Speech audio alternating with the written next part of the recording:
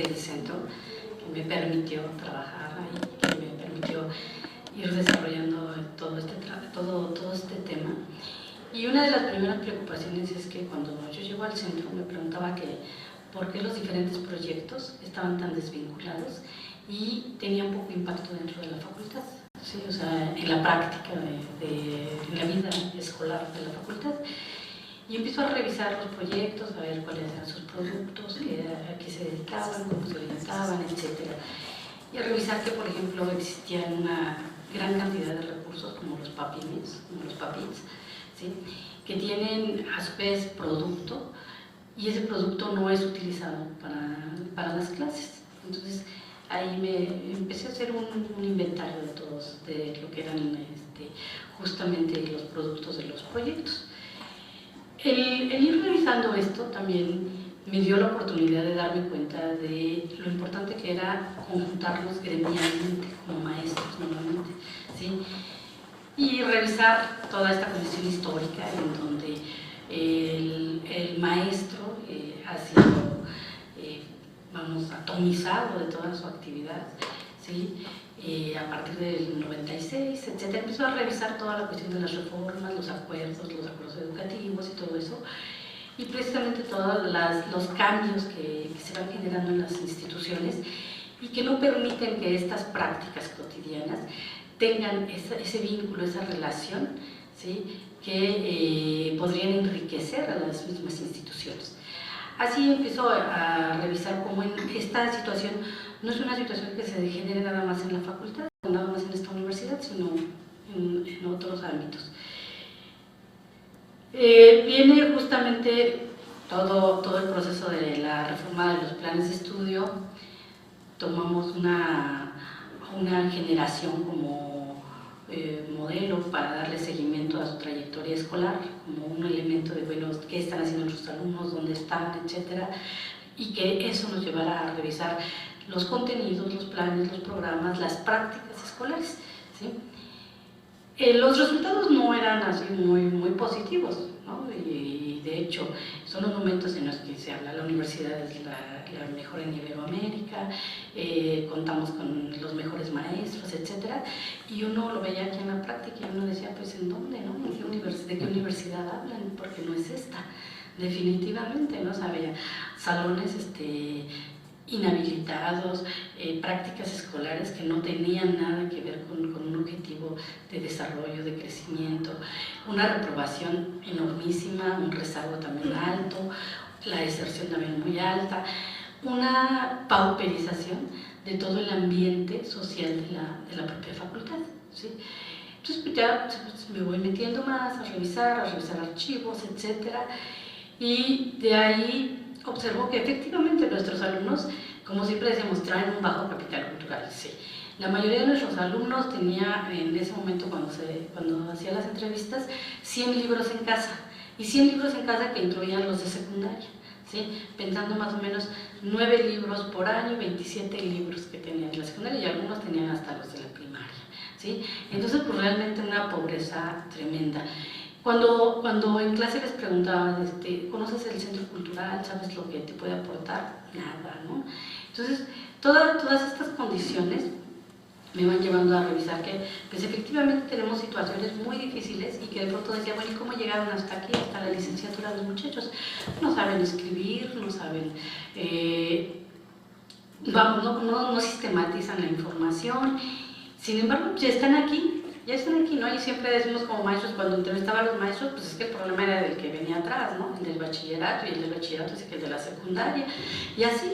Entonces se convierte en un círculo realmente, en un círculo vicioso, en una situación de alta dificultad en donde precisamente revisando desde el mismo Gramsci, a Semmelman, a Bourdieu, a Foucault, etcétera, en toda la condición de la exclusión social, digo, bueno, es que realmente aquí es donde se genera la exclusión social, en esta práctica, en lo que hacemos diariamente es donde se está generando, y se está generando para todo este grupo de alumnos que tienen 20, 19 años dedicados a la escuela y que realmente tampoco la escuela les va a aportar un elemento de desarrollo distinto al que han tenido, ¿sí? Y en donde también ellos vienen considerando el hecho de que y sus familias de que les están invirtiendo en ellos para que ellos tengan un desarrollo social distinto, ¿sí? Y luego, bueno, pues con las cifras de deserción, de reprobación y de reprobación y de deserción, pues era mucho más, ¿no? La reprobación, empiezo a ver como, por ejemplo, en los 3 primeros semestres en todas las carreras se da justamente el filtro de reprobación. Y además esa situación lo he observado en otras facultades y me doy cuenta que sí, que ese es un modelo que se establece así, como que los 3 primeros semestres son para que el alumno se ajuste, adentre, reconozca todo socialice el proceso escolar de la universidad, o bien sea eliminado también de este proceso escolar. Ya entrado en esto, voy revisando cómo precisamente son en estos 3 semestres y entonces me aboco a un área que era el área de metodología, porque era un área que corre a lo largo de todas las carreras y de toda la carrera, entonces eran 9 semestres y que además en la anterior reforma se había planteado un 9º semestre con la idea de que los muchachos se titularan y manejarse bajo el concepto de la eficiencia, ¿sí? Entonces, al ir revisando toda esta situación, observar, por ejemplo, la consideración que se tiene en términos de lo que es la calidad educativa, ¿sí? Y que la universidad y Núñez entraban a todo este proceso, era, bueno, ¿qué es lo que están considerando por calidad? ¿Cobertura? Cobertura la tiene, ¿no? La universidad sigue siendo la más demandada y no tiene espacios. Ha reducido inclusive la posibilidad de acceso y no solo eso, sino que también la posibilidad de egreso también se va reduciendo precisamente por estas prácticas. Y por el otro lado también revisaba la situación de la demanda que exigía para la universidad y el hecho de vincularlo con el financiamiento, ¿sí? La universidad podía obtener financiamiento solamente en la medida en que demostrara eficiencia, que demostrara que está cumpliendo con los objetivos para los cuales está diseñada. Entonces de ahí todo el discurso de que somos la mejor universidad, somos la universidad número 1, etc. ¿Sí? Y les digo, vaya biblioteca cerrada, laboratorios de cómputo que no funcionan, o sea, muchísimas cosas que se vinieron planteando. Esto nos llevó a revisar, y además quiero decir que no era un trabajo individual, sino que lo empezamos a hacer colectivo al empezar a revisar diferentes fuentes. El hecho de que en las relaciones maestro-alumno acontecía una situación. El promedio de edad de los maestros de la facultad en ese entonces, en el 2008, estaba arriba de los 62, 63 años. Ahorita el promedio de edad de los maestros de la universidad es entre 65 y 71 años, ¿sí? Entonces, nos habla realmente de que cuando un alumno entra al primer semestre, estamos hablando de 20, 21 años, estamos hablando prácticamente de 40 años de diferencia en edad, ¿sí? Y que también eso te lleva a un lenguaje distinto, un elemento de comunicación distinto. Y entonces, a partir de ahí fue aflorando un sujeto que era un poquito invisible, que es el ayudante del profesor, ¿sí? Empecé a revisar que el ayudante del profesor tiene en esta facultad un papel, en esta facultad de filosofía, por ejemplo, también lo he observado que es muy frecuente esto. El ayudante profesor es realmente el eje de comunicación generacional entre el alumno y el profesor, ¿sí? Entonces, eso me ha llevado, por ejemplo, a ver qué es lo que está pasando qué es lo que está sucediendo dentro de las clases, dentro de las mismas dinámicas escolares, en relación a quiénes son los ayudantes de profesor, cuál es la legislación bajo la cual se mueven, porque, por ejemplo, la figura de ayudante de investigador desapareció prácticamente, ¿sí? Y el ayudante de profesor ha sido acotado legalmente por tener nada más la posibilidad de 3 o 4 ocasiones ser ayudante, profesor, y se le ha cambiado la figura a hacer honorario, a hacer servicio social y no tener también un ingreso económico mediante esto y no estar con un registro en la propia institución. Entonces,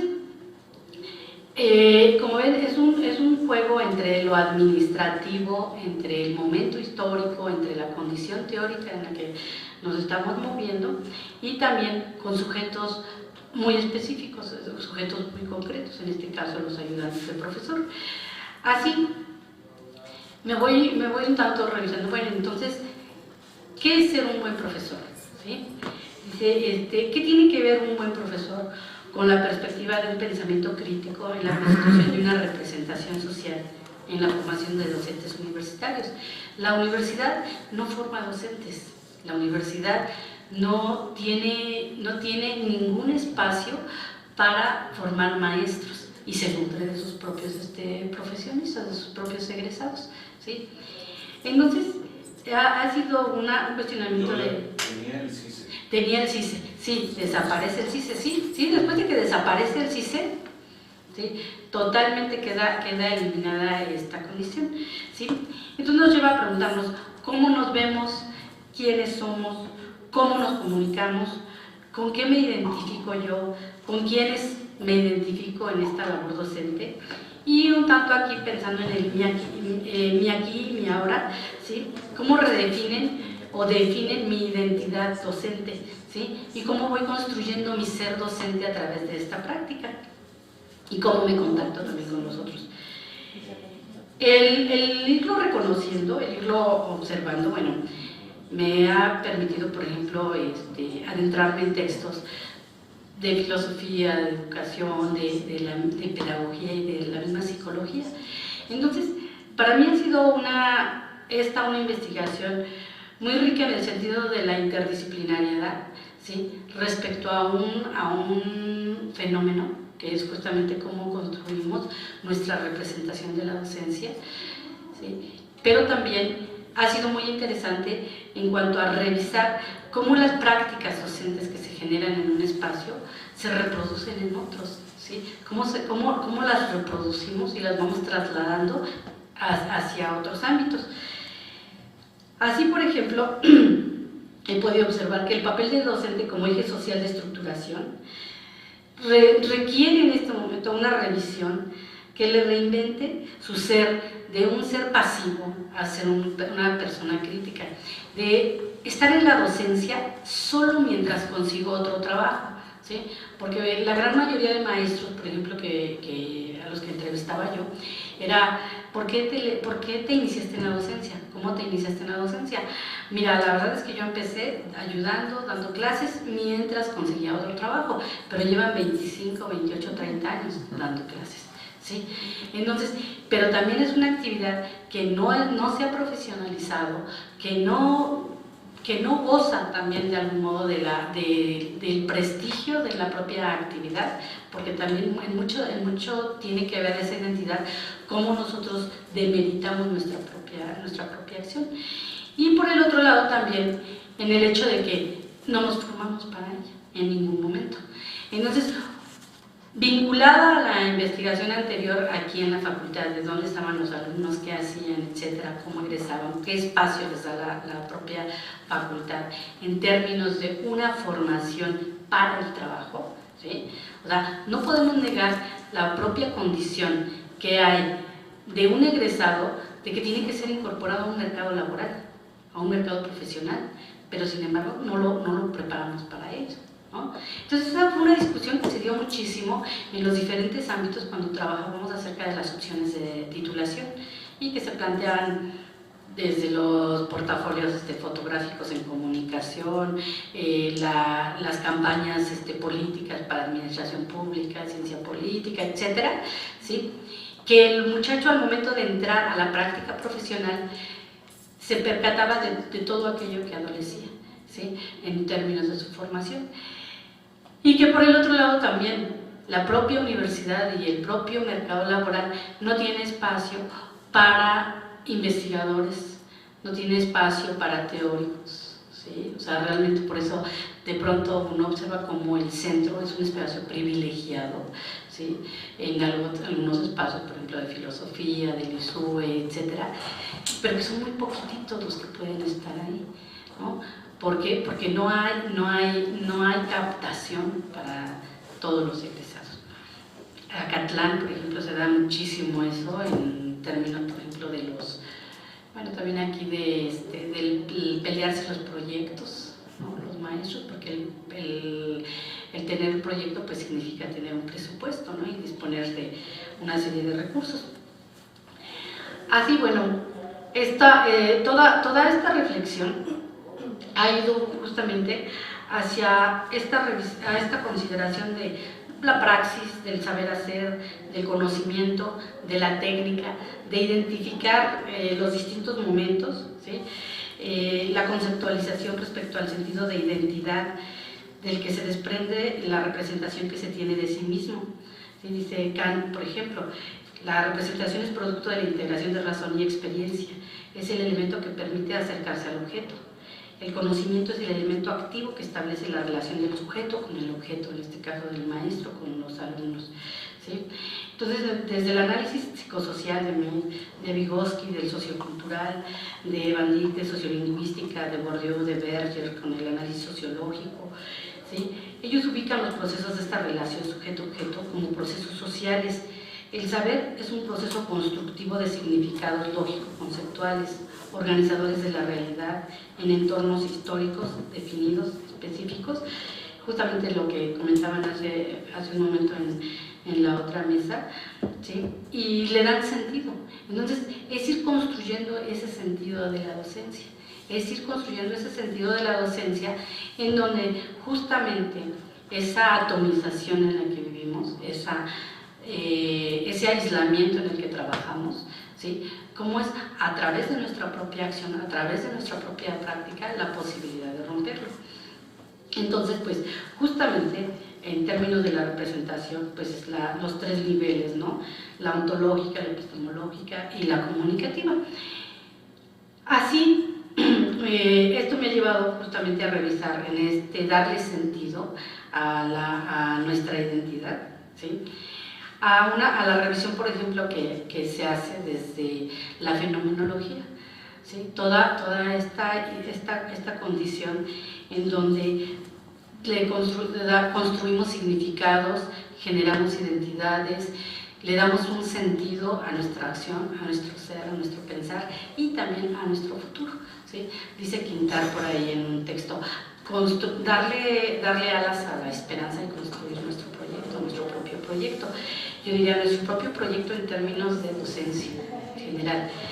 Y retomando esto justamente hacia lo que son nuestros ayudantes de profesor, pues al revisar lo que es el perfil docente de aquí de la facultad, ¿sí? y toda esta consideración de crítica que hay, les decía yo, el promedio de edad estaba fluctuando los 62 años, ahorita 65, 71, ¿sí? Y actualmente en la facultad, bueno, en el corte de la nómina 22 de 2010, ¿sí? En toda la universidad, ¿sí? Estamos hablando de 44.348 profesores, de los cuales 4.336 son ayudantes de profesor, o sea, están reconocidos así. Y en la facultad hablábamos de un total de 1.181 profesores, y dentro de los cuales 250 son ayudantes de profesores, estamos hablando del 17%. ¿Sí? De los profesores titulares, la escolaridad de nuestros profesores, el 61% tienen doctorado, el 23% maestría, el 1.2 cuentan con una especialidad y el 13.4 con la licenciatura.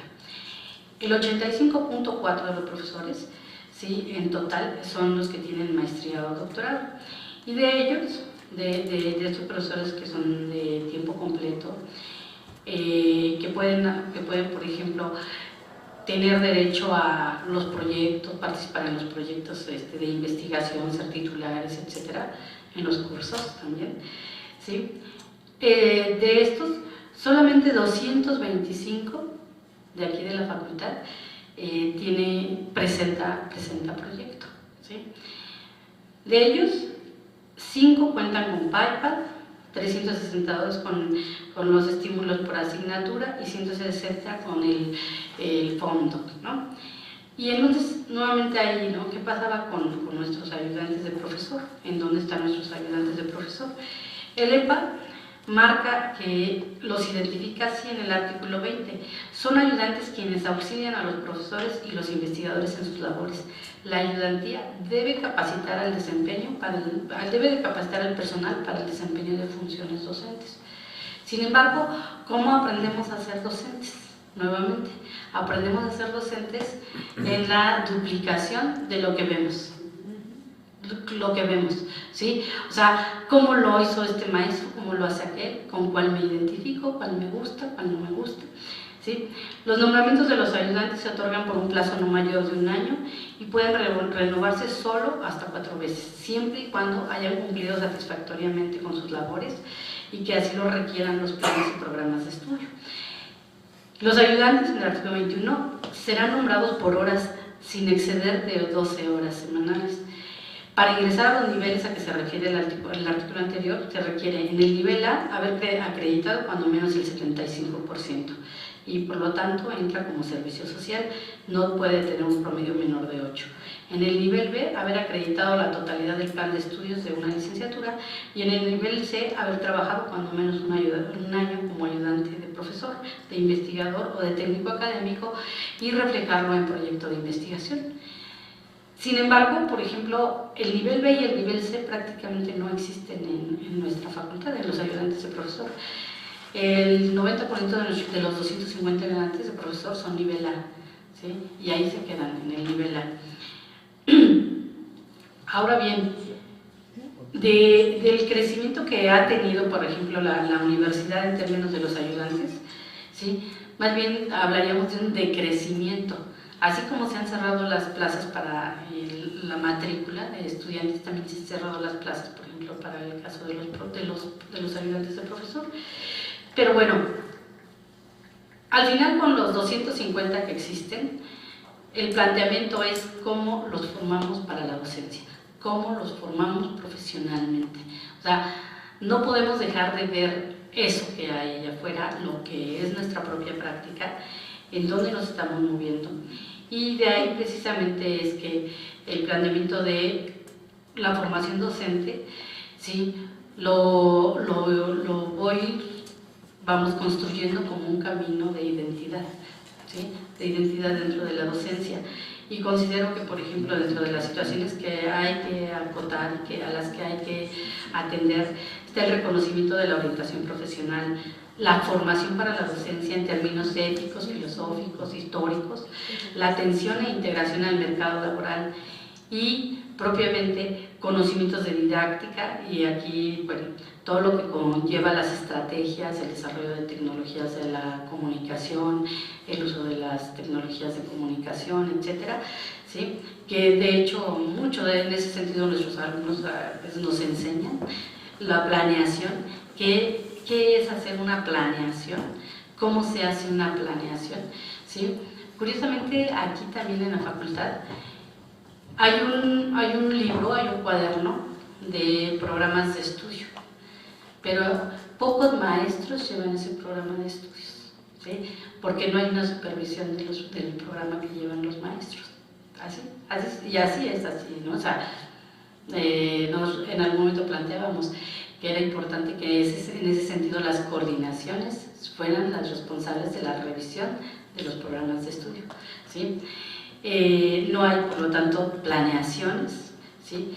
No hay un reconocimiento, no hay un conocimiento de lo que es la evaluación formativa, sumativa, etcétera, la docencia, la propia normatividad y lo que sería gestión escolar, ¿sí? Toda esta situación son elementos que muy bien podrían habilitar a nuestros egresados para desempeñarse dentro de la universidad, en esta universidad o en cualquier otro centro de estudios, y realmente entonces sí estaríamos hablando de esa inclusión, de esa integración, de esa calidad educativa, ¿sí? No nada más como cobertura, sino de atención al otro, de reconocernos en el otro, de darnos cuenta que existe ese otro, ¿sí?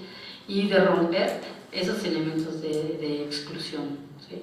Entonces, sí la verdad es que sí me ha apasionado el tema, me ha ido metiendo cada vez más, observando cómo se genera aquí, cómo se genera, por ejemplo, en los posgrados, cómo se genera en otros ámbitos, y lo que les decía, o sea, voy encontrando esas referencias, ¿sí?, similares, y observando cómo ese fenómeno es un fenómeno que se multiplica, ¿sí?, que se multiplica, y que ahora que salía, por ejemplo, lo de la propuesta del rector del retiro voluntario, ¿sí?, fue para la mayoría de profesores que escuché y todo, era así como ofensivo, ¿no? O sea, ¿por qué me voy a retirar? O sea, ¿qué les pasa? ¿Cómo consideran que me tengo que ir? Y recordaba precisamente a una compañera en una ocasión aquí en el centro, que la invitaba yo a un curso, y me dice, yo lo voy a dar, no, mira, es para que participes, como que asistas. No, ¿cómo crees? Dice, yo estoy para enseñar, no para aprender, ¿no? Entonces, o sea, así, o sea, son esos destellos en donde esa es la formación que tenemos como maestros. Así la construimos ahora sí que a tropezones y empujones, pero que también nosotros la reproducimos, la vamos reproduciendo. Entonces, sí es en esa visión de una formación, por eso les decía yo, activa, crítica, ¿sí?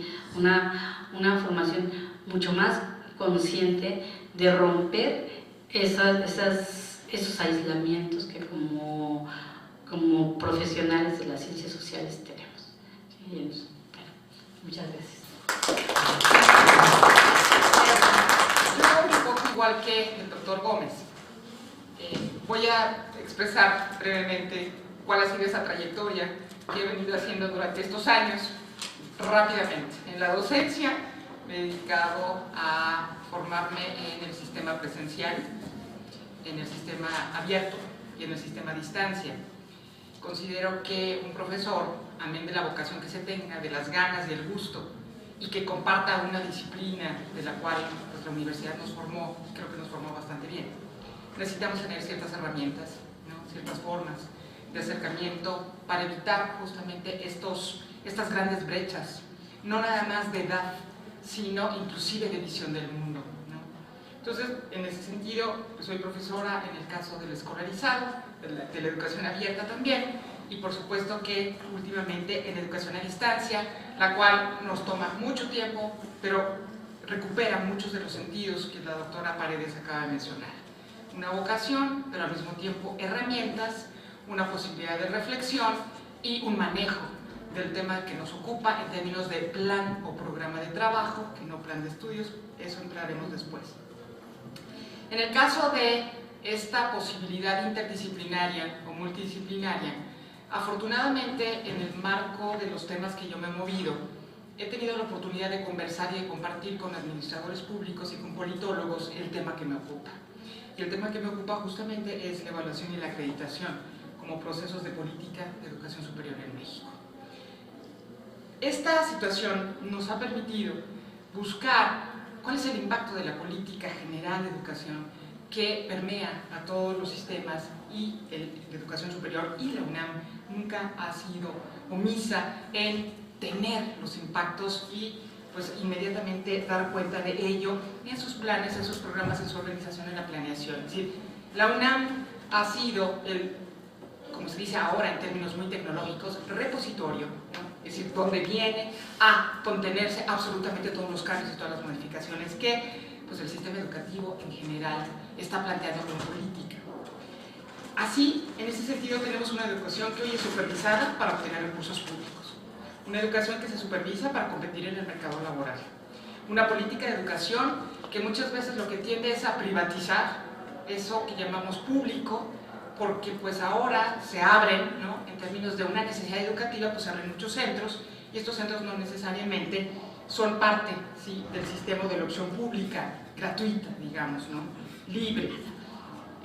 Tenemos una evaluación que se está viniendo encima en términos de lograr una eficiencia, una eficacia, de dar cuenta del uso de los recursos públicos, y en ese sentido pues llegamos a lo que la doctora menciona, donde tenemos que evaluar la calidad, y no nada más la calidad del programa, sino la calidad del docente. Un ejemplo particular de esto pues son los dos casos o los dos ejercicios de evaluación y acreditación que ha experimentado la Facultad de Ciencias Políticas, ¿sí? En 2005 y en 2010, donde el sistema, ¿sí? A través de su política educativa, pues hizo que se evaluaran y se acreditaran los planes y programas de estudio de esta facultad. Ello significó ciertamente entrar a la bolsita de los recursos públicos, esos recursos donde pues, la universidad, en términos de sus programas de fortalecimiento, pues al punto de que las facultades se fueron acreditando por la evaluación que habían experimentado, pues recibieron recursos adicionales. En ese sentido, una parte que yo voy a exponer es justamente donde es necesario recuperar la conceptualización de lo que es la evaluación y la acreditación, y sobre todo justamente después lo que va a ser la gestión escolar como parte de una administración educativa. Pareciera ser que esto dista mucho de ser la reflexión teórica, analítica de la educación, pero si no ponemos el acento en eso, creo que podemos perdernos, porque justamente lo que enseñamos a los alumnos aquí es utiliza el concepto que refiere las características de tu objeto de estudio. En ese sentido, me ligo un poco con lo que la doctora Guitián hace un rato mencionaba, si va primero, si nos corretea el teórico o si nosotros correteamos a los teóricos. Yo creo que justamente una de las pautas, y esa es la que me ha permitido estar muy en contacto con los estudiantes, es que en esta visión metodológica, lo que no podemos olvidar es que lo que decía el doctor Gómez de la observación no es ver lo que está allá afuera, sino traer a cuento con un marco de referencia analítico, teórico, lo que queremos ver ahí. Es decir, no es el planteamiento del problema el que está allá, sino nosotros, con nuestras propias disciplinas, tenemos las herramientas, las formas de mirar alguna cuestión que tiene que ver con la educación, con la política, con la administración de la educación. Entonces, en ese sentido, para que yo pudiera establecer más o menos qué significaban esos procesos de evaluación y de acreditación como parte del sistema, como parte de la política educativa, pues primero tenía yo que saber qué es acreditar y qué es evaluar, quién lo hace y por qué se hace. Y esto, me gustó mucho escuchar a la doctora Saludowski, porque allí es cuando empieza uno a reflexionar sobre el beneficio que nos reporta la historia.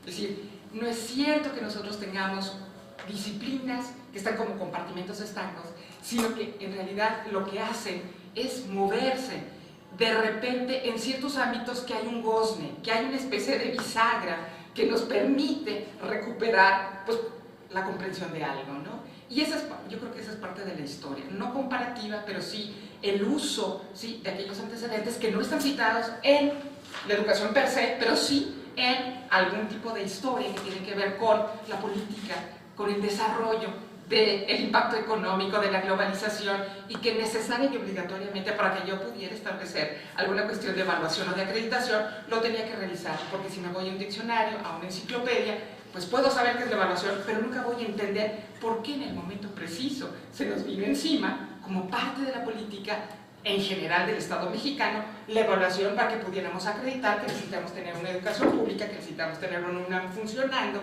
etc. Si voy muy rápido es que a mí estas cosas me apasionan. Y además ya se van a ir a comer. Entonces, en ese sentido, es decir, lo que yo tenía que hacer es buscar, es decir, qué es evaluar y qué es acreditar, ¿sí?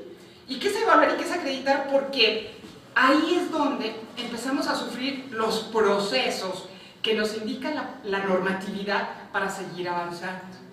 Y acreditar, a final de cuentas, es definir un sistema de créditos o valencias de una asignatura o de un sistema. Esto proviene de una asamblea, esto fue dictado pues en una asamblea general de la NUYES, y esto fue desde aquellos ayeres de 1972. Pero no necesariamente en ese momento empiezan a cundir los programas de evaluación y de acreditación, sin esto va a pasar casi un decenio, una década, para que se pudiera empezar a recomendar como política educativa que si no hay evaluación no hay recursos, y que la evaluación lo que va a hacer es posibilitar que la calidad educativa se eleve, cosa más falsa que eso no existe, pero bueno, digamos que tenemos que hablar de la calidad en ese sentido. El significado de la acreditación persiste como reconocimiento de grados de estudio y se define como un conjunto de mecanismos y formas mediante las cuales se obtiene el conocimiento. Así, la acreditación se ha entendido como certificación de destrezas, como aprobación de materias que se cursan en un sistema escolar por un estudiante. La acreditación abarca 3 niveles del quehacer de una organización en educación superior: los planes y programas de estudio, la organización y funcionamiento de la institución y los títulos y grados que otorga. ¿Por qué es importante esta parte de la acreditación? Porque justamente cuando nos vienen encima a la universidad en lo particular y a la Facultad de Ciencias Políticas, la evaluación justamente va en estas 3 veredas. Sin embargo, el asunto es cómo hacemos la evaluación de los planes. Internamente, cuantitativamente, nos vamos a las cifras. ¿Qué dicen las cifras? Las cifras no dicen nada. Es decir, tenemos profesores, muchos, pocos, ayudantes, pocos, muchos, pero no sabemos qué calidad. Pero no la calidad en el sentido de si son buenos o malos, sino si están coadyuvando a lograr el objetivo. ¿El objetivo de qué? Pues del programa, del plan de estudios, de la formación integral de nuestros educandos en este sentido.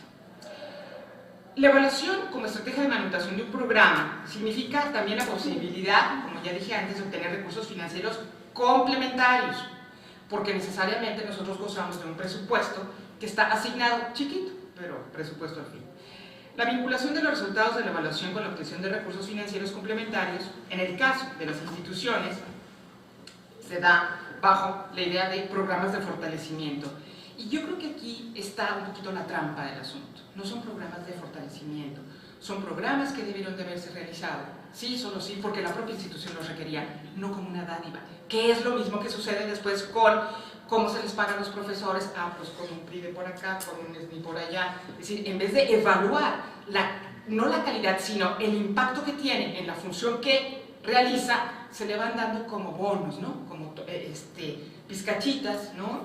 Que en realidad alcanzan solamente a parcializar esta función que hacemos, ¿no? Y esto, bueno, se desperdiga después en una serie de connotaciones que no permiten que los propios profesores vuelvan a acuerparse porque cada quien anda en su propia liana. No porque seamos changos, sino porque todos tenemos como una forma específica para establecer una manera de lograr el puntaje, de establecer el informe, y esto, bueno, pues hay una atomización como quiera, ¿no?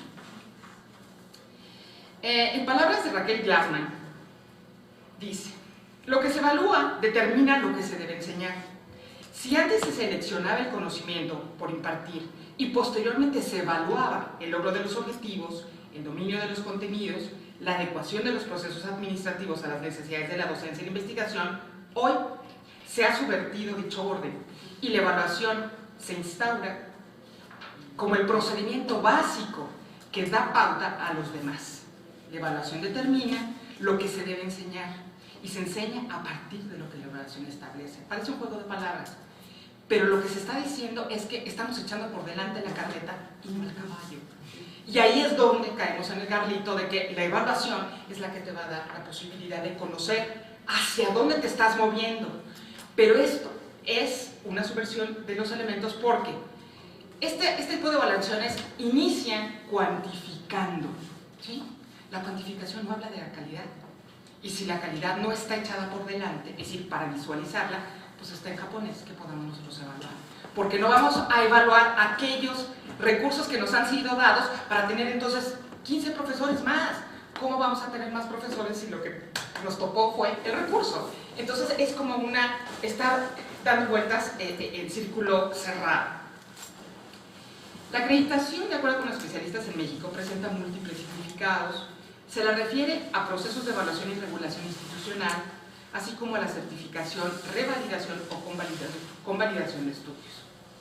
La cuestión en México se le ha estudiado en función de la necesidad cada vez más imperiosa de algo que parece sustancial: legitimar externamente los resultados de las tareas institucionales, con el fin de garantizar a la sociedad un alto nivel de calidad de sus servicios. Y aquí es donde, bueno, empezamos a entender, por lo menos en mi caso, que la calidad no es una cuestión interna, la calidad es una cuestión externa. La calidad es algo para que nos midan los de afuera y podamos entonces estar en esta interrelación o relación institucional. La acreditación en su connotación institucional e individual implica una búsqueda de reconocimiento social y de prestigio por parte de los individuos que transitan por las instituciones educativas y por estas mismas para lograr dicho reconocimiento. En este sentido, los procesos de acreditación se han constituido en un requerimiento.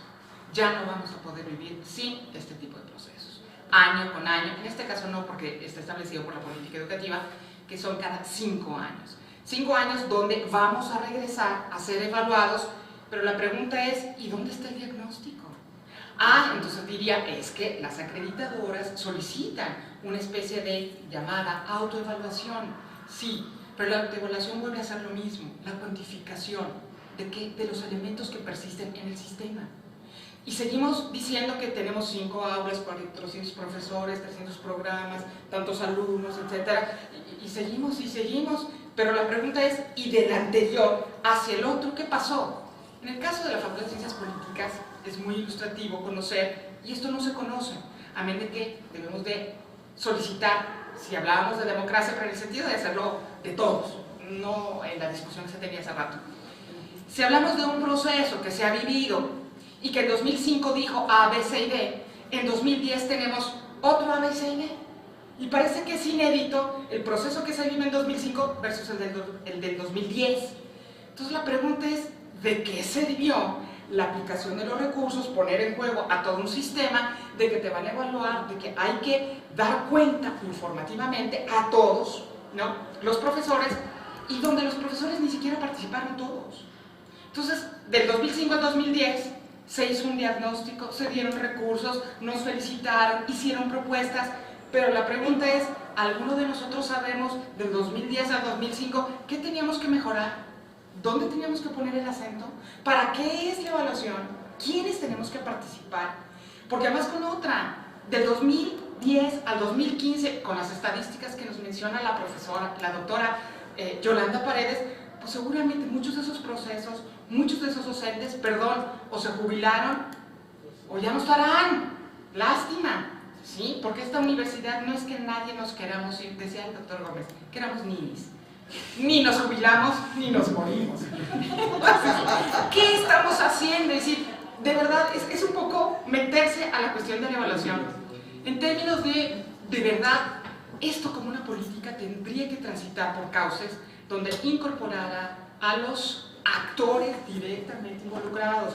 Y perdón, los directamente involucrados también son los estudiantes. Los estudiantes no necesariamente, y aquí me digo un poco con lo que hace la doctora Aldirac, no necesariamente porque nos evalúan cada semestre, pues ya participaron, ¿no?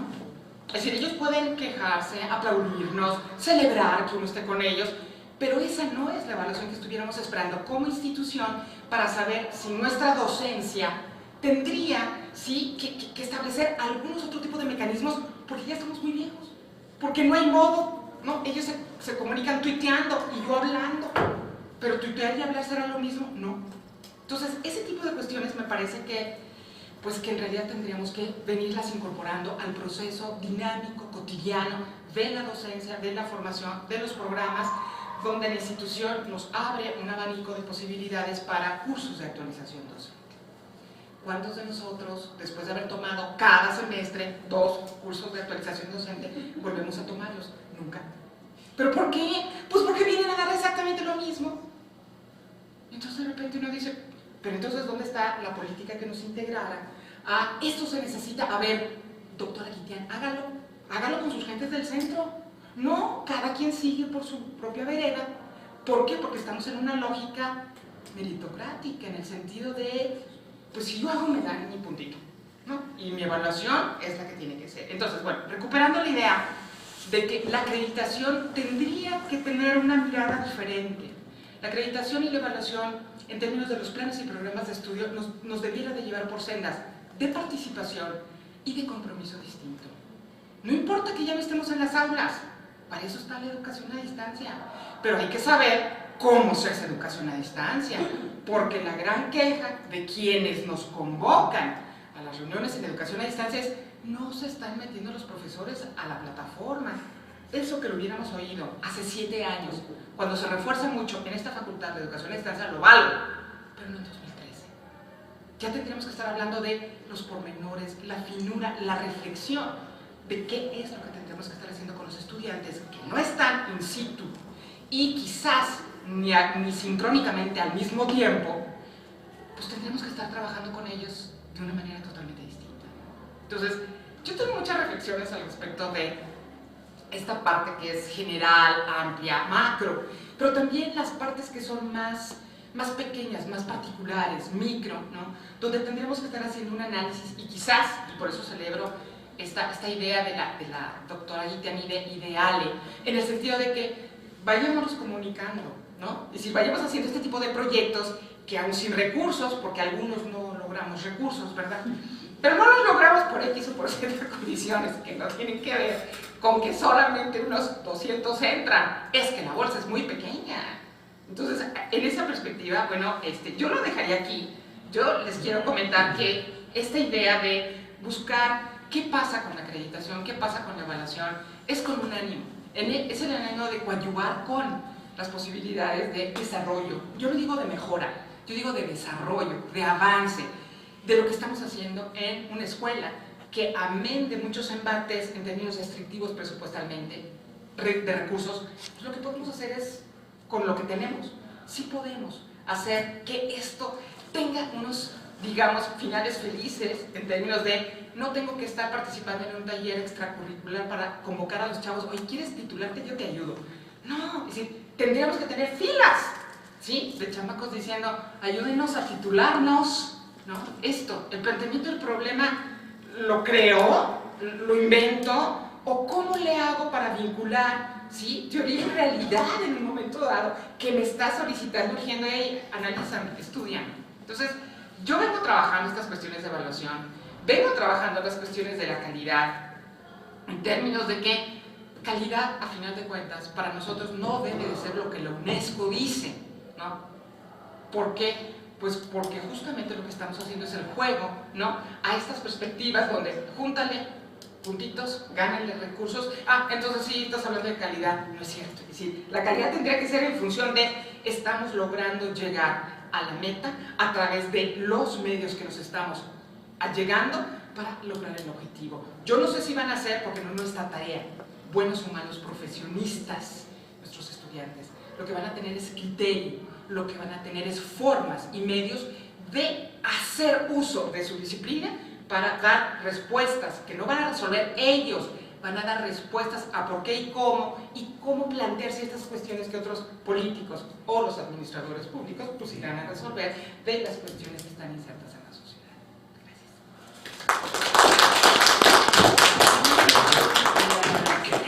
El programa de investigación social aplicada se gesta en el año de 1994. Se crea con la idea de establecer un espacio donde se pudiera realizar investigación aplicada a cargo del maestro Fernando Lin Quiñones, fundador de nuestra facultad y especialista en cuestiones de estadística. Y en este sentido a él se le confiere la tarea de establecer ciertos parámetros estadísticos, de análisis estadístico en diferentes proyectos, y dentro de este abanico que tenía de investigaciones le preocupaba algo fundamental, que era el papel del profesor en la educación. Y con la perspectiva que tenía de análisis estadístico, piensa la forma de establecer un programa en el que se pudiera destacar las actividades de evaluación docente. Déjenme decirles que en ese año posterior, 94-95, las actividades de la evaluación docente en la UNAM y en muchas de las instituciones de educación superior casi no se realizaban.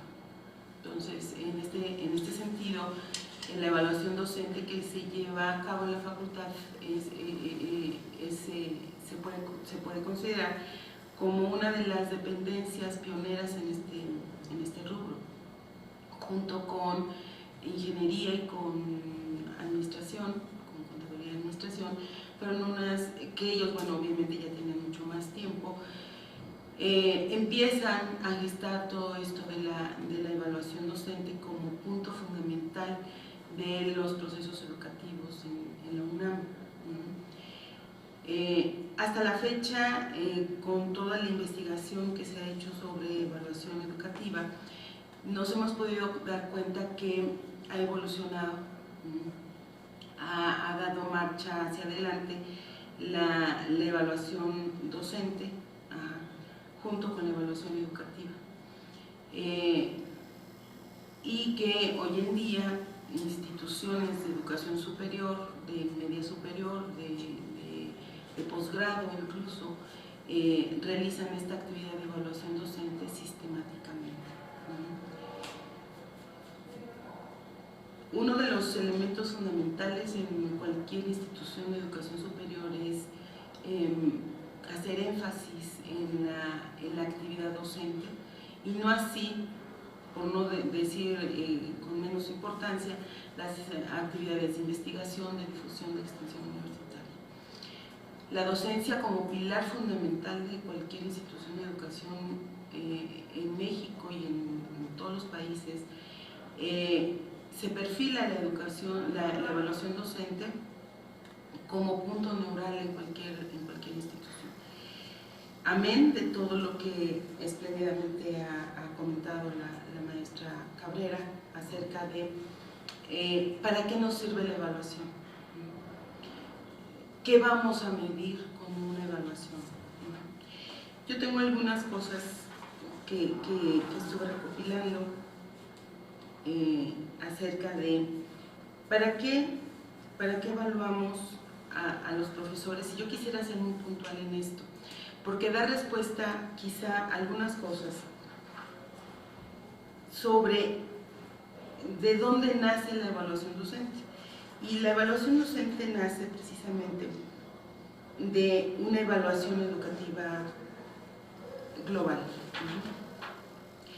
Siguiendo algunos teóricos sobre la evaluación educativa, como Mario Rueda, por ejemplo, define a la evaluación educativa como un proceso integral, sistémico, gradual y continuo que tiene como fin la valoración de los cambios producidos en la conducta, ya sea del alumno, de la eficacia de los métodos y técnicas de enseñanza, de la capacidad científica y pedagógica de los profesores, de la adecuación de los programas y planes de estudio y todo lo que incide en el ámbito educativo. También señala que, por ejemplo, la evaluación educativa ha extendido su campo de intervención en los últimos años a múltiples procesos que se va complejizando mucho más.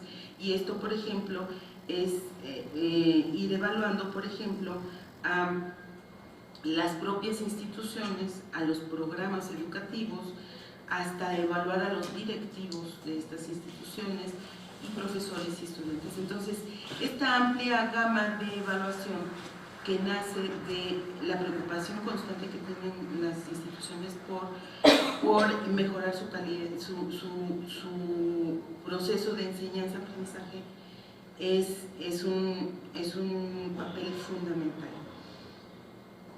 En este sentido, la evaluación educativa es el gran conjunto del que parte la evaluación docente.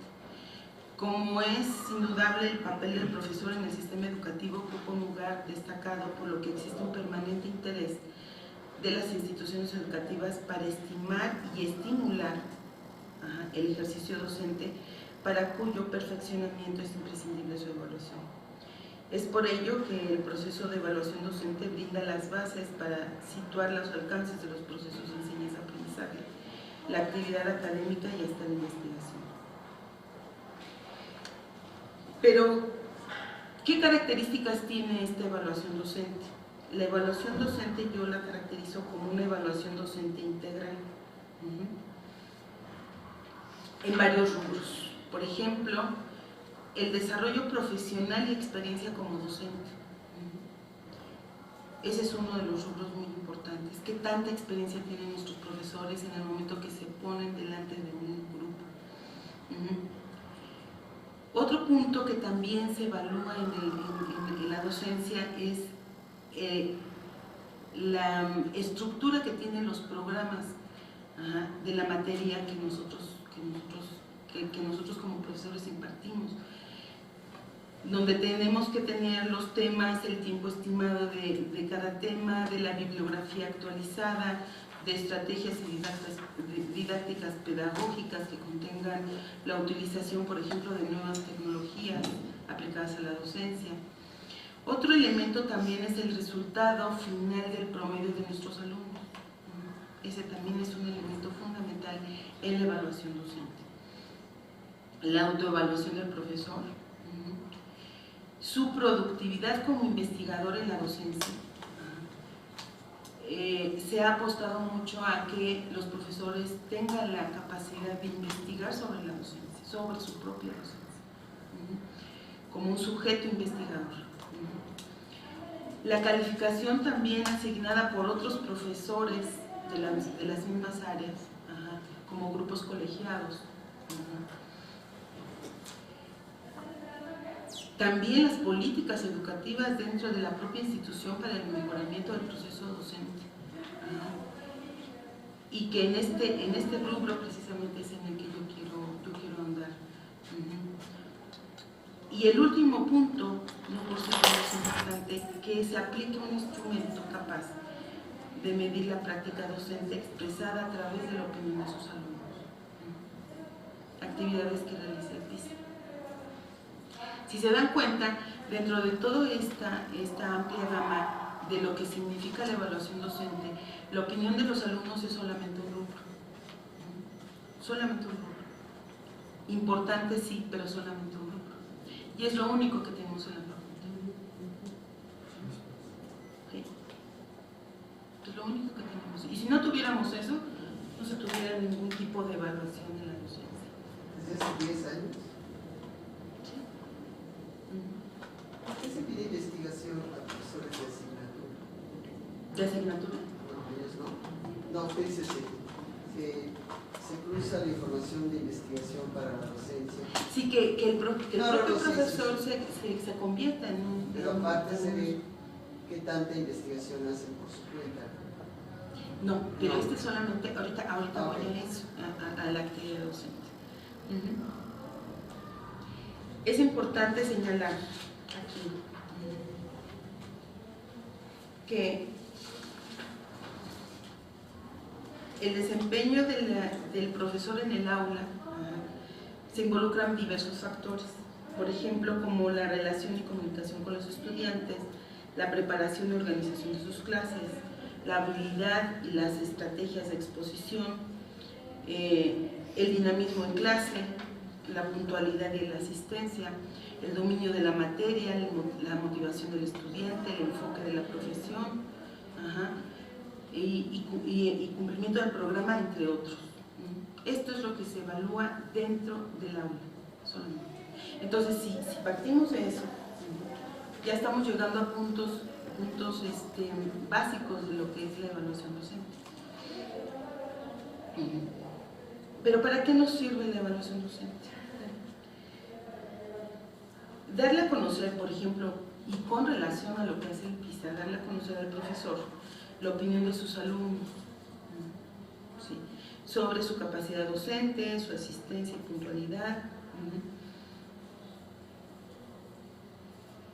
Es necesario destacar que los procesos de actualización en el desarrollo docente es un proceso de mejora continua que no tiene final.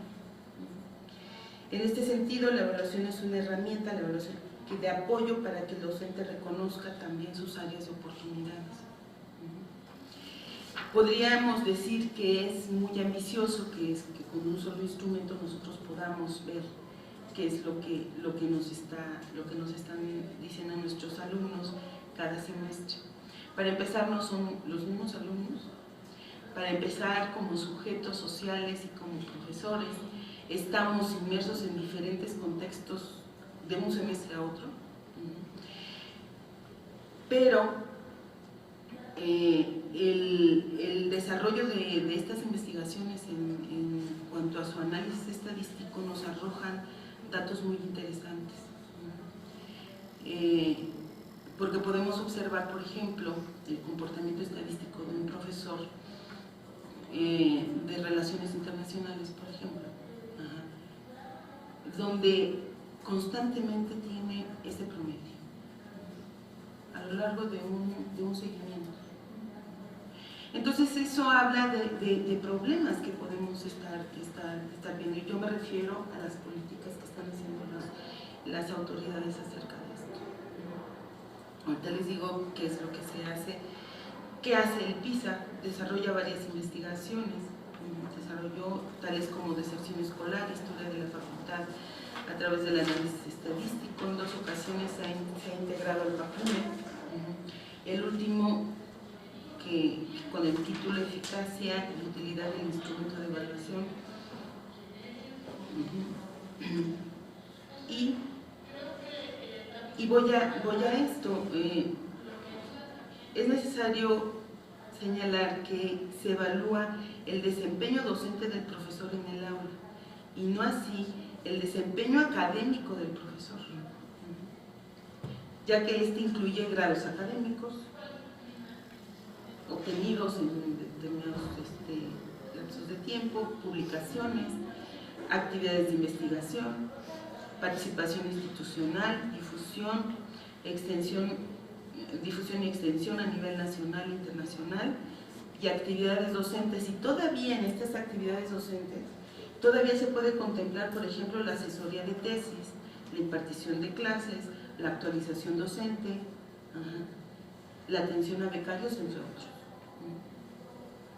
Entonces, uno de los elementos que tiene como tarea el docente, aparte de todos estos, es estar frente a un grupo.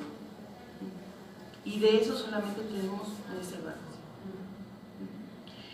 Entonces es importante porque si bien es cierto, se hace realmente un esfuerzo por llevar a cabo esta evaluación, donde se involucran las coordinaciones de carrera que semestralmente también están evaluando. Se imprimen más de 18,000 cuestionarios al semestre. Y una vez concluida la encuesta, se hace una revisión, se manda lectura óptica con DGESCA, se reciben todos estos datos y se procesan a fin de elaborar reportes a cada uno de los profesores que se entrega cada semestre. Pero además se hace un análisis estadístico de los promedios que se obtienen. Y estos promedios se entregan a cada una de las coordinaciones. ¿Por qué el centro no? Porque no tiene docencia. Pero sí se valdría que ser los días de cada profesor. Se le da a las coordinaciones. No. Por ejemplo, se le da sociología, se le da sociología, se le da ciencia política, se le da.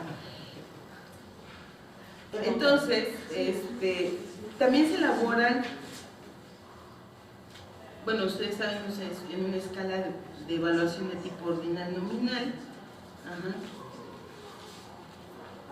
Se elaboran también cuadros estadísticos, donde se hacen cruces de variables entre los ítems que vienen consignados en el instrumento, así como los grados, el grado del profesor, el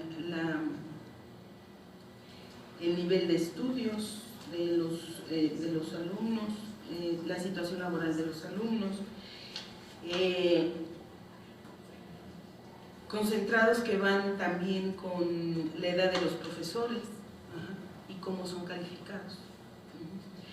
Un dato que les quería comentar acerca de esto es que, por ejemplo, el promedio que va en los últimos semestres va del 9.20 al 9.38.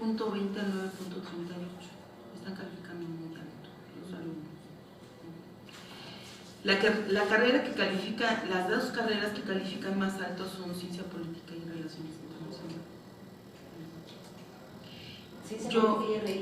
Ciencia Política y Relaciones más alto. Y yo hago un cuadro donde pongo alumnos y alumnas y cómo califican a sus profesores y a sus profesoras. Y ha arrojado un dato muy interesante que, por ejemplo, en conocimiento de la materia, dominio, habilidad de la misma, son los profesores los que tienen los promedios más altos. Y con relación al cumplimiento, a la entrega de trabajos, a la actitud de valores, de actitud ética y de valores, califican más alto las mujeres, las profesoras. ¿Perspectiva de género? Y entonces, bueno, esto si se hace un análisis con un contexto teórico sobre, por ejemplo, sobre género, bueno, podemos ver esa creencia, ¿no?, que todavía se tiene de que las mujeres somos más cumplidas que los hombres, y que además pues dominan más las cuestiones del conocimiento de la materia los hombres que las mujeres, ¿no? Por decir un dato acerca de esto. Quiero comentarles también que también se realiza la evaluación en MADEMS, en la maestría de docencia media superior, y se trabaja también con los profesores de idiomas en su desempeño docente, y esto se hace en línea. Una de las preocupaciones constantes que tiene el PIS es mantener actualizado el contenido del instrumento. Yo les hago referencia acerca de los ítems más importantes que se toman en cuenta en otros, en cuanto a la evaluación docente. Y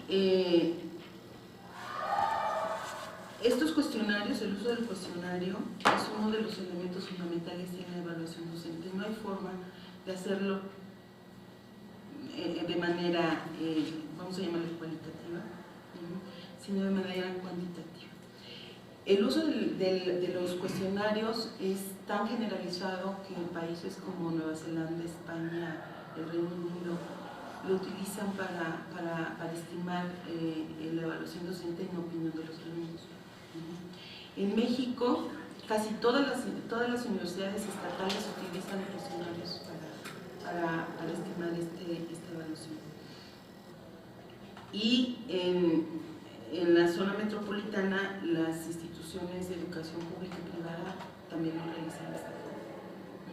Algunos lo están haciendo en línea, otros lo hacen de forma como nosotros lo hacemos, en lectura óptica, pero el cuestionario el uso del cuestionario es el uso más común que se le da para hacer este tipo de evaluaciones. Y ya casi terminando, quisiera comentarles que los rubros que se pueden valorar en esto se los voy a ir comentando. Por ejemplo, en el conocimiento implica el dominio de su materia y el manejo de los saberes para facilitar experiencias de aprendizaje. En habilidades, si el profesor lleva a la práctica procesos de enseñanza y de aprendizaje de manera efectiva, creativa e innovadora. En el cumplimiento de puntualidad y asistencia, que es uno de los puntos que lamentablemente tenemos como problemática en la facultad, la asistencia de los profesores en clase. Donde se puede identificar si su conducta favorece un ambiente de respeto al iniciar y terminar con puntualidad las sesiones. Vemos que solamente van a dar 20, media hora y se acabó. Y facilitando esto el desarrollo de la cátedra y el cumplimiento de un programa establecido por los propios profesores. Y bueno, la asistencia. ¿No? La asistencia a las clases también es un punto fundamental en esto. También cómo evalúa el profesor, fundamental en esto, ¿sí? Si los procesos de aprendizaje se evalúan de manera clara y objetiva, si hay un seguimiento por parte del profesor para dar conocimiento, afirmación a los conocimientos que va generando clase con clase. Y otro elemento que también se ha vuelto problemático en la facultad es el de actitud, de ética y de valores, donde se promueve el respeto a la diversidad de creencias, valores, ideas y prácticas sociales, tanto entre sus colegas como con los estudiantes, ¿sí? Porque esa es así como que una práctica muy recurrente de estarse expresando en clase de otros colegas de la misma área a lo mejor. Entonces, el respeto, las actitudes éticas y de valores, yo creo que es un elemento también fundamental dentro de esto. ha tenido varios cambios en este instrumento y ha sido revisado, por ejemplo, por especialistas como Mario Rueda, como Porfirio Morán, que ambos investigadores del ISUE, y también en esa ocasión nos apoyó la profesora Anita Baratarlo, también del centro, especialista en el área de educación.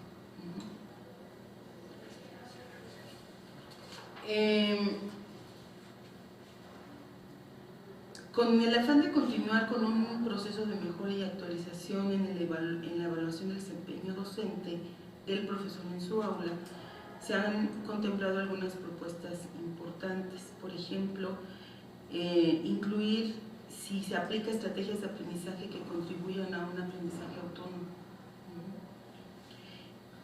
Otro, si hay de verdad una planificación y organización del proceso de enseñanza-aprendizaje en el aula. Hay mucha improvisación con los profesores, llegan a… Es que como yo ya sé, yo domino mi materia, pues más o menos voy a organizar de esta forma mi materia. Pero yo creo que este es un punto esencial, la planificación y la organización del propio programa y la utilización de la tecnología, de la información y la comunicación con aplicación didáctica. Yo comentaba precisamente con Claudia Bodek acerca de meter esta pregunta, pero no sino antes hacer un sondeo del perfil de nuestros profesores. Porque, por ejemplo, comentábamos que muchas veces no se tiene ni siquiera un correo del grupo, un correo electrónico.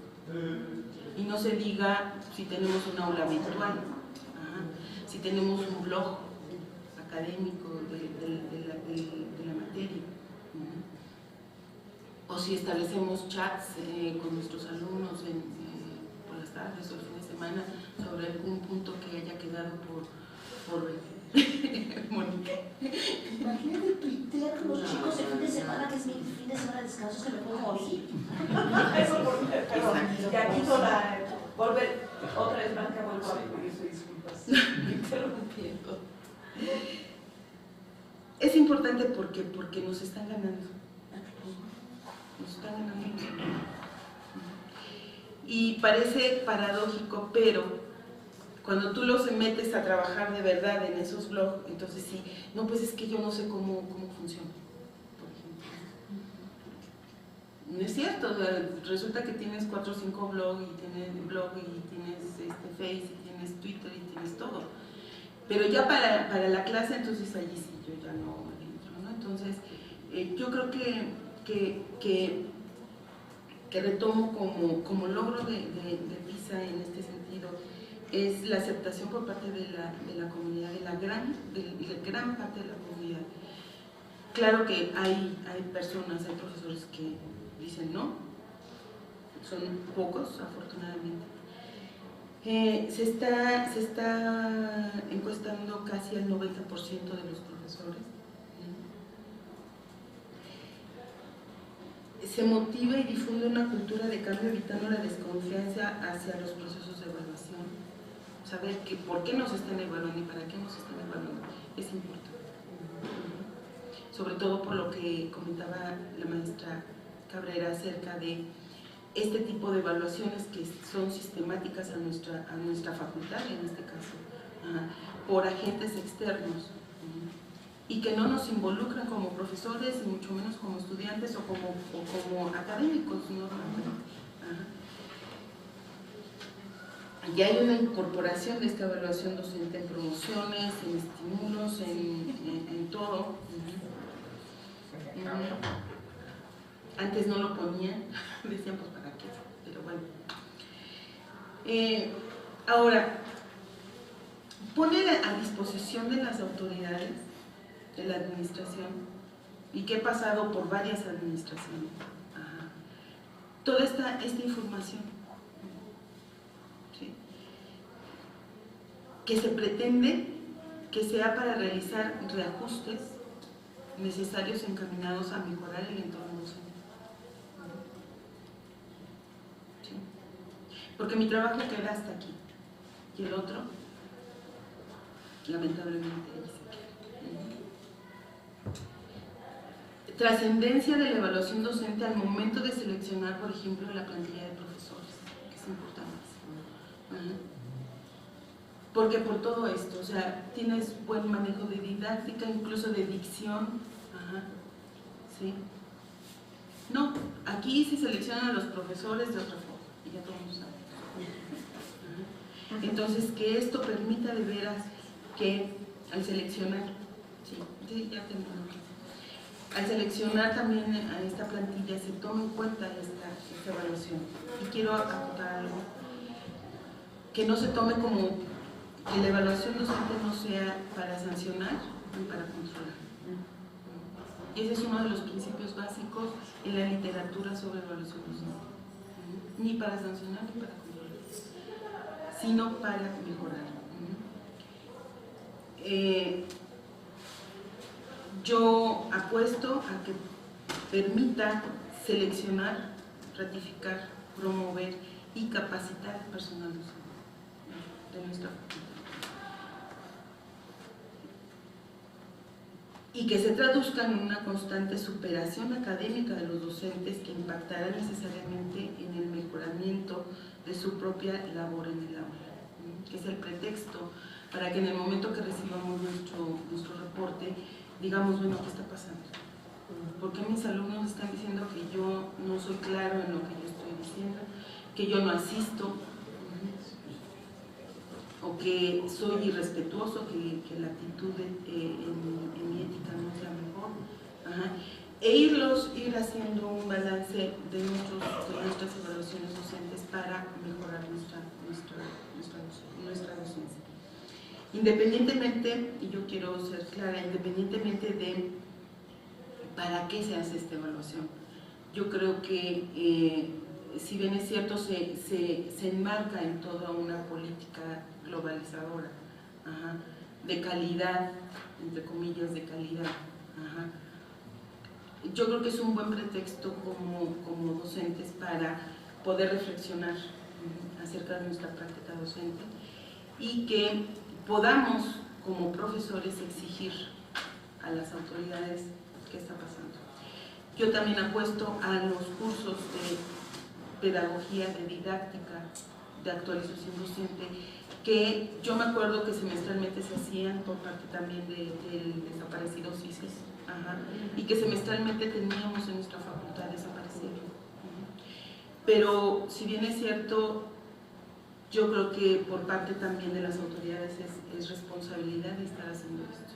Si yo estoy viendo mi reporte donde mis maestros de metodología o mis maestros de teoría o mis maestros de práctica están saliendo con bajos promedios, ¿qué voy a hacer? ¿Qué estoy haciendo? ¿Sí? Entonces, yo creo que es parte de esta reflexión que como conjunto en la facultad debemos hacer. Y pues aquí también. Gracias.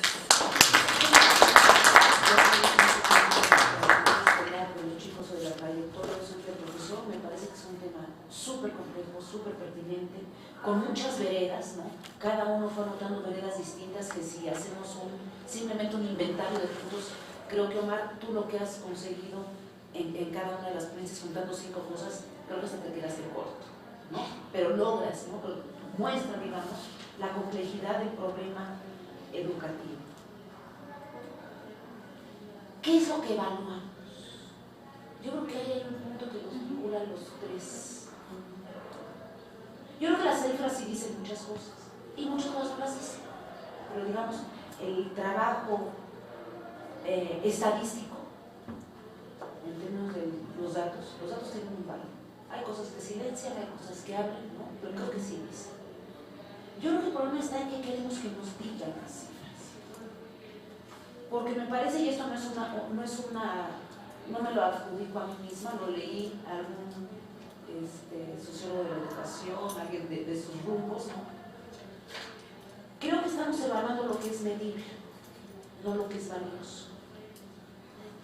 Y precisamente creo que por eso Silvia y Yolanda decían, no, es que apuntemos más a cuestiones más cualitativas y no cuantitativas.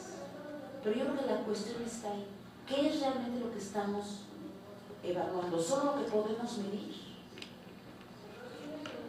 ¿Y qué pasa con lo otro que no es medible, pero que es muy valioso en todo esto? Entonces yo quisiera nada más un poco comentarles esto, ¿no? Porque creo que no solamente es, como decía Silvia, que la carreta está por delante y el caballo por detrás, sino que además de que la carreta está por delante, ¿qué es eso que estamos evaluando? ¿Qué es eso que evaluamos? Y me parece que es un punto, ¿no?, increíble. Sigo pensando, colegas, no solamente rescato la importancia de lo que están haciendo, sino que sigo pensando en la importancia de que el centro tenga un trabajo mucho más integral. Creo que se pueden explotar los cuatro de una forma increíble, sacarse jugo los cuatro y explotarse los cuatro, y pueden potenciar no solamente sus líneas individuales, ¿no?, sino también armar un área en el centro que vuelva. Gerardo lo decía ayer, ¿te acuerdas, Gerardo? Ayer o donde no sé dónde lo decías, ¿no? Que el centro había tenido un espacio en términos de pensar estos problemas que habíamos olvidado. Es muy fácil que todos nosotros tengamos opiniones porque experimentamos y vivimos la docencia todos los días, pero es muy distinto tomar una distancia necesaria para pensar estos problemas. Eso es lo que están haciendo ustedes. Yo aquí podría decir, no, fíjense que mi experiencia personal es esta, no se quiera desertar, no se quiera quitar mi experiencia, porque en eso sí recojo también una dimensión de la fenomenología en términos de la experiencia, ¿no? Pero la experiencia, como también lo dicen los fenomenólogos, cotidiana es una experiencia de forma natural, ¿no? Ustedes están pensando sobre todo esto, nos van mucho más adelante de nosotros, ¿no? Entonces yo creo que el centro tiene a los elementos, ¿no?, que nos permitan volver a recuperar lo que Gerardo planteaba el otro día, de esta área en el centro. ¿Sí? Lo creo de verdad, pero de sus conciencias, no es cierto, pero sí creo de verdad que incluso tienen mucho que aportar en la próxima reforma de países, en esta dimensión. Porque yo insisto, a todos nosotros nos dieron un certificado, porque tenemos conocimiento, siempre me dieron un certificado hasta de doctora y que dice que soy sociólogo. Nadie me ha dado un certificado de que soy una buena docente. Y como ustedes bien lo dicen, ¿no?, si bien nos hemos formado como ayudantes de profesor, como desde nuestras propias vivencias y experiencias, ¿no?, creo que ser docente no nada más puede descansar en experiencia, ¿sí? Y el pensarnos a nosotros mismos con lo que tú nos das, Blanca, es cierto, como yo creo que nos pasa a todos, cuando nos das de evaluación, decimos, híjole, bueno, no sé, igual el profesor se lo dejan de lado. Yo sí digo, híjole, o no, o veo y miro, y no sé cuánto, si me enojo y me río, digamos, sí tiene efecto en mí, es mi instrumento. Pero más allá de que tenga, y que yo piense sobre mi propia práctica docente, creo que el ejercicio de investigar y de pensar en sentido fuerte la práctica docente es muy ustedes. No, y no es porque le esté pasando la bolita. Yo investigo otras cosas, aquí estudia la migración, imagina, ¿no? Si es eso de la migración, no creo que se ponga a investigar la práctica docente. Esa es su chamba. Y la quiero rescatar por una chamba específica y particular y valiosa de ustedes. No la hacemos cualquiera, aunque estemos en esta universidad realizando nuestras actividades docentes. Eso es lo que quiero decir. Puedo tener ciertas opiniones, pero ustedes son los grandes pensadores de esto aquí en la facultad. Nos conmina que sí sigamos pensando, digamos, un área donde ahí sí se saquen los ojos en el buen sentido, ¿no? Así, ¿no? Siempre de los comentarios que se han hecho entre los tres, así. Maestra Cecilia. Un poco en la misma línea, yo veo aquí en los cuatro, y que incluye también, un capital social importante. Y estamos en un momento adecuado, tenemos la reforma educativa, y ahí ves lo que tú señalabas, la evaluación, lo sienten como amenaza crítica. No entienden que para qué la evaluación, por más que les han repetido, era para que no hicieran ni una marcha, era para que entendieran que es posible. Y aparte de la reforma educativa que está en el ambiente, en el aire, aquí tenemos la reforma de estudio. Yo creo que sí valdría mucho la pena, le comentaba a Mónica, convocar una reunión con los coordinadores. la Secretaría Académica y de Servicios Escolares, en fin, una reunión entre ustedes para plantear este tipo de problemas y qué se puede avanzar. Y yo me iría más, yo no sé si conocen sus pares en otras facultades o en otros lugares. Yo supongo que sí, tú mencionaste a Rueda, tú has mencionado, sí, ¿no? Porque sería muy interesante que lo hicieran a nivel de UNAM, por las facultades que se suman, con algún personaje de la rectoría. Sería muy agradecido ese personaje por las cosas que ustedes pueden aportar, decir, prender foquitos y comunicarlo. Les digo, por mañana vamos a ver en otros próximos, esta mañana estamos tratando de hacer algo, no, ya está encaminado, ya tenemos fecha para hacer un primer coloquio sobre aquella gente que estudia migración en la UNAM, porque no hay una voz de la UNAM y ni nos conocemos. Estamos convocando y sacando datos y a ver cómo nos va. Este es un tema muy específico, pero el caso de ustedes para rectoría sería muy importante y estoy seguro que van a encontrar por lo menos unos 40, 50 personas que están haciendo lo que ustedes, pero sí valdría la pena porque es una retroalimentación y además con un impacto que pueda tener y lo necesita. La UNAM está en una etapa aparentemente cómoda pero peligrosa. Muy bien. Sí. Recupero algunas inquietudes que vine apuntando a lo largo de la exposición de mis compañeros. Sin embargo, puedo decir que muchos de los esfuerzos que se hacen en la facultad a través de diferentes áreas, de repente no llegan a darnos la riqueza que tienen. Y no porque no existe una política interna en la facultad que aglutine los elementos y que nos haga, así, en esta transversalidad, encontrar los puentes y sobre todo los ejes de los que yo hablaba. Me parece importante que nosotros tengamos, es decir, elementos que cuantifican ciertas condiciones que son reales, ni buenas ni malas son.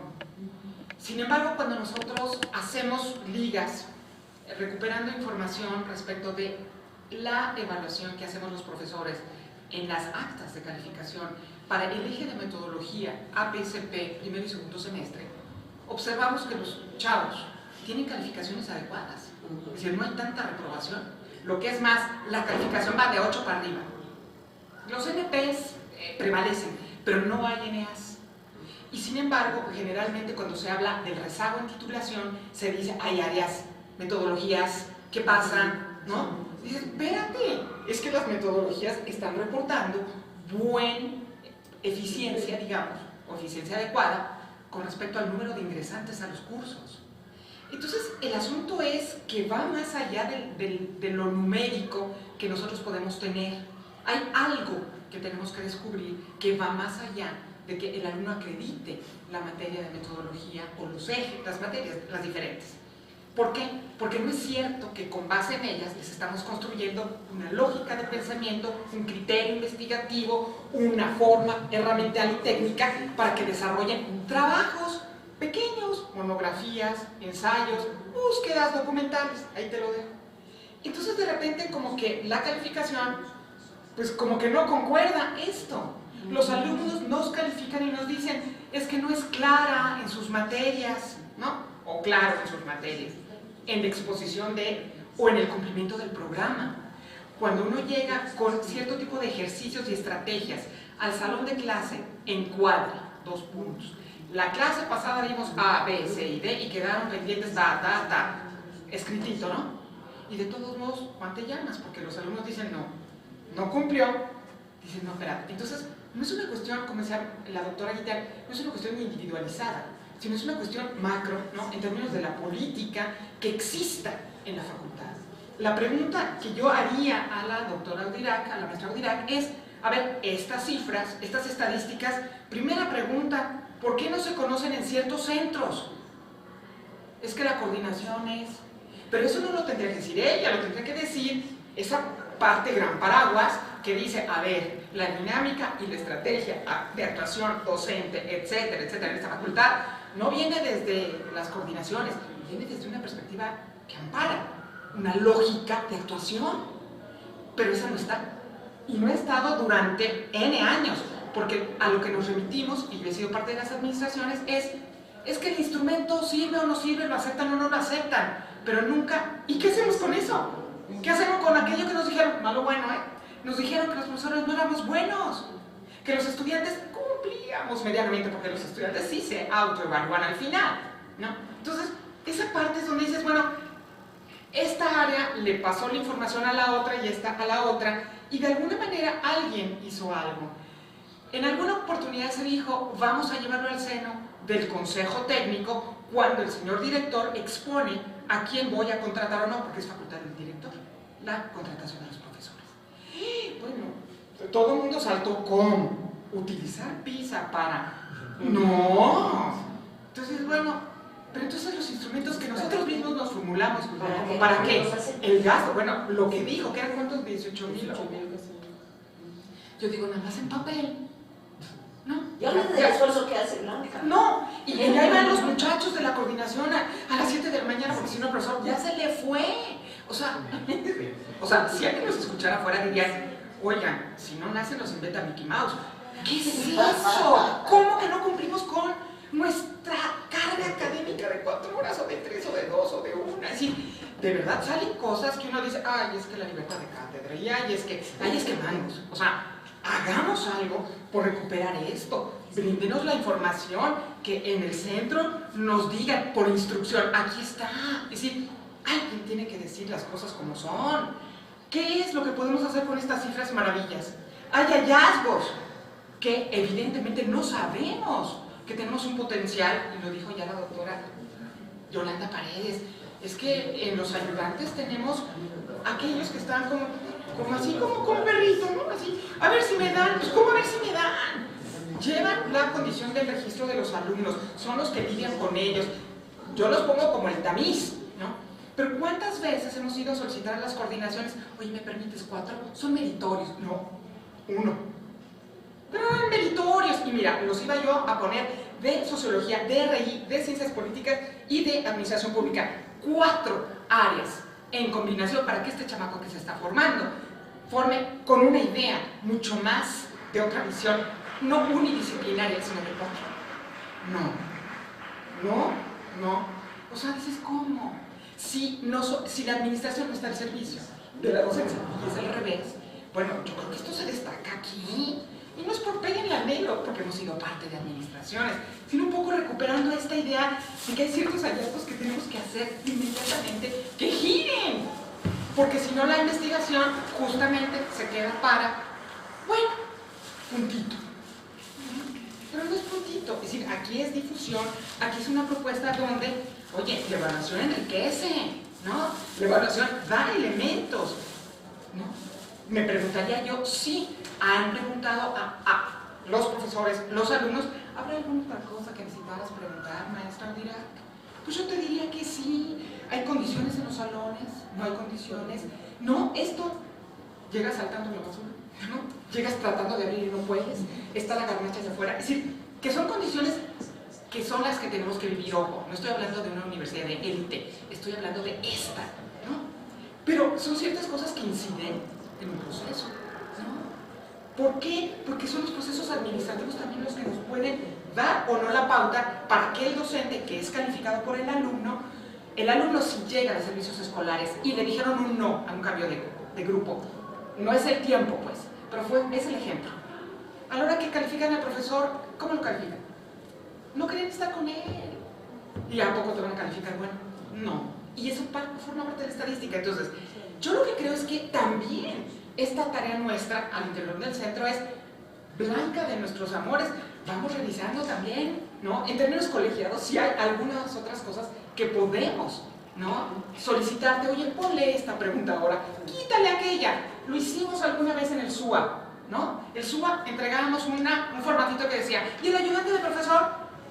Hasta que se le dijo, maestra, en SUA no hay ayudantes.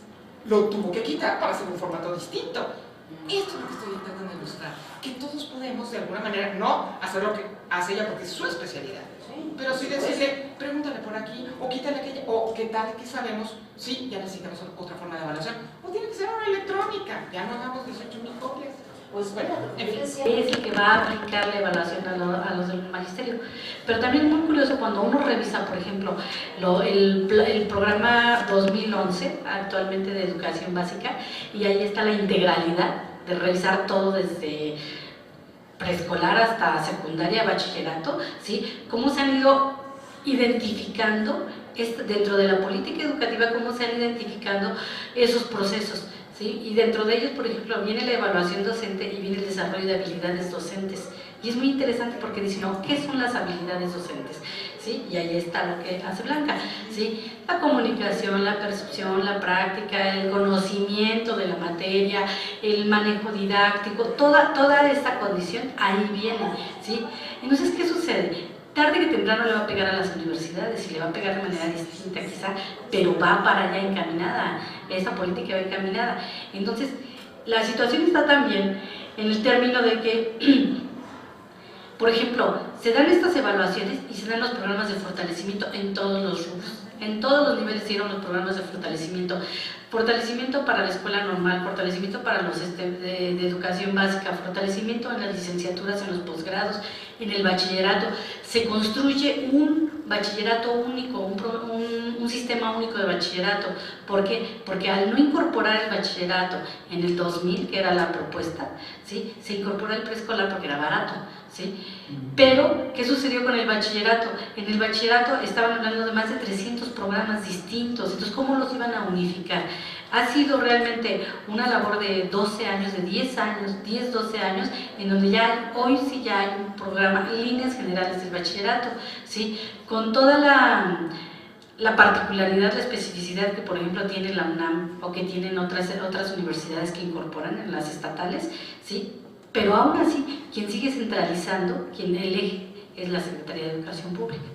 Entonces, ahí, por ejemplo, es muy interesante revisar cómo este desarrollo de habilidades docentes, esta evaluación de habilidades docentes, va a llegar también a las universidades y va a impactar en el manejo de las tecnologías, en el manejo del parámetro escolar cotidiano, ¿sí? Y ahí es donde nosotros decimos, bueno, veamos las evaluaciones no en términos nada más de la eficiencia y de dar cuenta a una política nacional o internacional, sino también revisar que nos da una fotografía de lo que estamos haciendo, de cómo somos, cómo estamos dentro de las facultades, dentro de las escuelas, y que además les decía yo, esta situación es una situación que permea en diferentes espacios, y es algo muy curioso que yo, por ejemplo, me he encontrado, es que muchos sociólogos, porque muchos sociólogos, estoy pensando desde Glassman, Piña Osorio, etcétera, su formación son sociólogos. Ellos son sociólogos de formación, ¿sí? Y que han incursionado en el área educativa como una manera de dar cuenta, de resolver, explicarse el fenómeno escolar, ¿sí? Qué está sucediendo en nuestras instituciones, etcétera, y que se han ido hacia otra línea de trabajo, pero que no obstante retornan, ¿no? Retornan porque justamente es una reflexión permanente sobre nuestra propia universidad, sobre nuestra propia institución, y en donde la demanda de jóvenes sigue siendo enorme, donde, por ejemplo, los colegios de ciencias y humanidades cerraron, realmente se fueron a la mitad de lo que admitían. Tenían 4 turnos, en cada turno tenían 24 grupos de nuevo ingreso, ¿sí? Y en cada grupo tenían aproximadamente 50, 60 alumnos.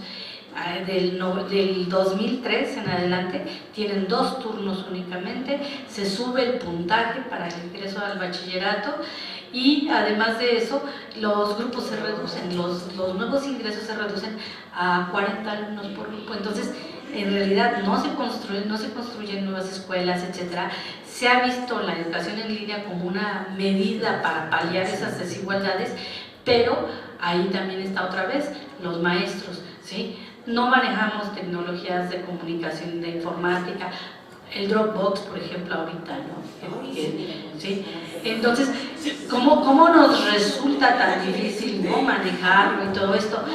Entonces, todas estas situaciones son las que nos ponen ya históricamente en esta posición, o sea, como maestros. O sea, definitivamente no podemos irnos hacia atrás, sino ya estamos situados en esto y o le entramos, no hay de otra, ¿sí? ¿Cómo le vamos a entrar? ¿Qué necesitamos verdaderamente? Para nosotros es muy preventivo, para las universidades es muy preventivo porque estamos revisando lo que nos hace falta como maestros y entonces ahí podemos entrar, decíamos, profesionalización docente, como tecnologías de la comunicación, de la investigación, formación docente en ética, histórica, filosófica, o sea, que nos dé una identidad, una formación realmente distinta o que enriquezca la que tenemos, ¿sí?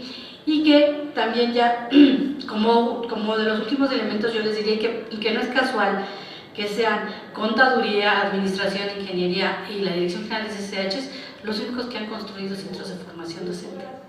O sea, ¿por qué? Porque han estado abocados durante muchos años y realmente han llevado a la delantera en ese sentido en la universidad para ubicar y trabajar respecto a estos problemas.